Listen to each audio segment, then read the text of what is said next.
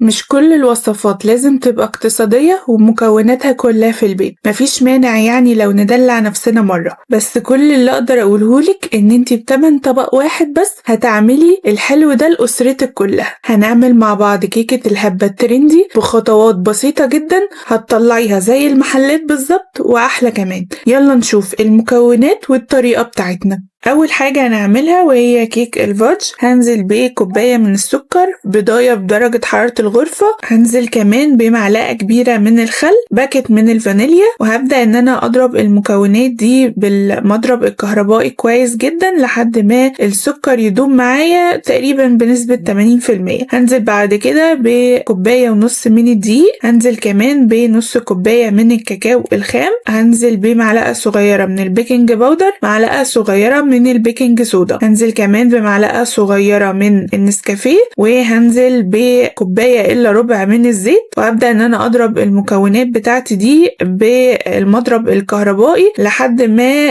تتجانس مع بعضها بالشكل ده. هنزل بعد كده عليها بكوباية من المية المغلية، وهبدأ ان انا اضرب باقي المكونات لحد ما كل المكونات تدوب مع بعضها تمام. ما تقلقيش من خطوة المية المغلية، الكيكة هتطلع معاكي مظبوطة جدا. بعد كده هبدأ ان انا اقلب بالسباتيولا كده من تحت لفوق علشان لو في اي تكتلات من تحت ما وصلهاش المضرب الكهربائي تدوب معايا بالسباتيولا. هجيب بقى صاج 30 في 30 او 30 في 40 متبطن بورق زبدة، وهبدأ انزل بخليط الكيك بتاعي. خل الكيكة بتاعتي على فرن متسخن من قبل على درجة حرارة 180، هتقعد معايا من ربع ساعة لنص ساعة على حسب درجة حرارة الفرن بتاعتك. يعني مش هنفتح عليها قبل ربع ساعة، وبعد ربع ساعة هنبدأ نختبرها بخلة سنان. لو الخلة طلعت معاكي نضيفة يبقى هي كده استوت وبقت تمام. اول ما تطلع من الفرن هبدأ ان انا اسلك الاطراف بالسكينة، وابدأ ان انا اقلب الكيك بتاعي على ورقة زبدة تانية، وابدأ بقى ان انا اشيل ورقة الزبدة اللي كنت مبطنة الكيك بيها. هبدأ اسلك كده الاطراف بالراحة جدا، لان طبعا الكيك سخن وممكن يتقطع منك، فخليكي حريصة كده وانتي بتشيلي ورقة الزبدة. كمان ما ينفعش ان انتي تسيبي الكيك يبرد وهو عليه ورق الزبدة علشان ما يلزقش منك. وكمان احنا في الوصفة دي مش محتاجين قوي ان احنا نخلي الكيك يبرد معانا، ممكن نشتغل فيه على طول. شلت بقى ورقة الزبدة واتشالت معايا بمنتهى السهولة زي ما انتوا شايفين. وهبدأ بقى اجيب الاطباق اللي انا هعمل فيها الهبة. انا مستخدمة الاطباق الاكليريك اللي انتوا شايفينها دي، اللي معتاد يعني يتعمل فيها الهبة،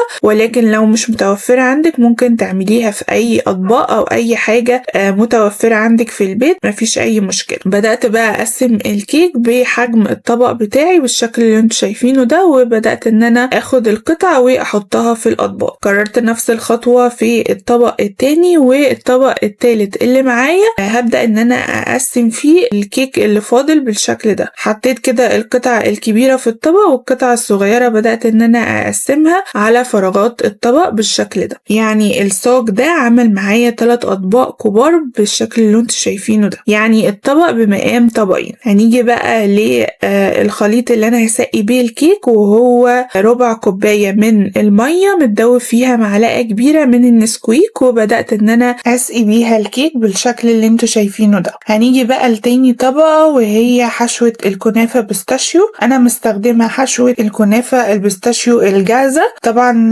لو مش متوفرة عندك ممكن تحمصي كنافة وتحطي عليها صوص بيستاشيو، ولكن انا حبيت اختصر معاكم الخطوات فاستخدمت الحشوة الجاهزة. بدأت ان انا اخد 3 بولات كده حلوين في طبق، وانزل عليهم بحوالي ربع كوباية من الزيت، واديتهم لفة كده في الميكروويف، وبعد كده قلبتهم لحد ما اختلطوا بالزيت تمام. بعد كده هنزل بالحشوة على طبقة الكيك وابدأ اوزعها بالشكل ده. وزعت معايا بمنتهى السهولة. نيجي بقى لتالت طبقة وهنعمل واحدة كده بصوص الكندر. انا مستخدمة صوص الكندر بتاع بلبن. برضو هاخد معلقتين كبار من صوص الكندر واحط عليهم معلقة كبيرة من الزيت، وهسيحهم في الميكروويف، وهبدأ انزل بيهم على الكنافة بيستاشيو واوزعه بالشكل ده. نيجي بقى للطبق التاني وانا هعمله بالشوكولاتة. برضو مستخدمة النوع ده من الشوكولاتة. بدأت برضو ان انا اخد معلقتين كبار من الشوكولاتة وحطيت عليهم معلقة كبيرة من الزيت وسيحتهم في الميكروويف. بدأت انزل بالشوكولاتة على الكنافة بيستاشيو ووزعتها بالشكل ده. نزلت بقى على طبق الكندر بخطوط شوكولاتة كده بشكل عشوائي، ممكن نعملها بالمعلقة زي ما انا عملت كده او بكيس حلواني. وكمان جيت على طبق الشوكولاتة وحطيت عليه خطوط عشوائية من الكندر زي ما انتوا شايفين كده. نيجي بقى لتالت طبق، وانا عملته نص شوكولاتة ونص كندر، بس ما حبيتش اطول عليكم الفيديو فعملته مع نفسي كده. بدأت كده في النص اديله شكل كده خطوط بخلة السنان، وبدأت ان انا بقى ازينه بشوية من المكسرات. حطيت شوية مكسرات على صوص الكندر وشوية على صوص الشوكولاتة. وكمان هاجي كده على طبق الشوكولاتة وابدأ ان انا ازينه كده على اطراف الطبق بالمكسرات بالشكل ده كده. هاجي برضو على طبق الكندر واحط مكسرات كده بشكل عشوائي. انا حبيت اديكوا 3 طرق للتزيين، وانتي تختاري الطريقة اللي تحبيها او الشكل اللي انتي تفضليه. وبس كده، شوفوا بجد طبقاته حلوة ازاي. معلقة منه كده تخليكي في منتهى السعادة. جربوا كيكة الهبة ومتأكدة ان هي هتعجبكوا وهتدمنوها. اتمنى يكون فيديو النهاردة عجبكوا. ما تنسوش اللايك والشير. كان معاكم إسراء،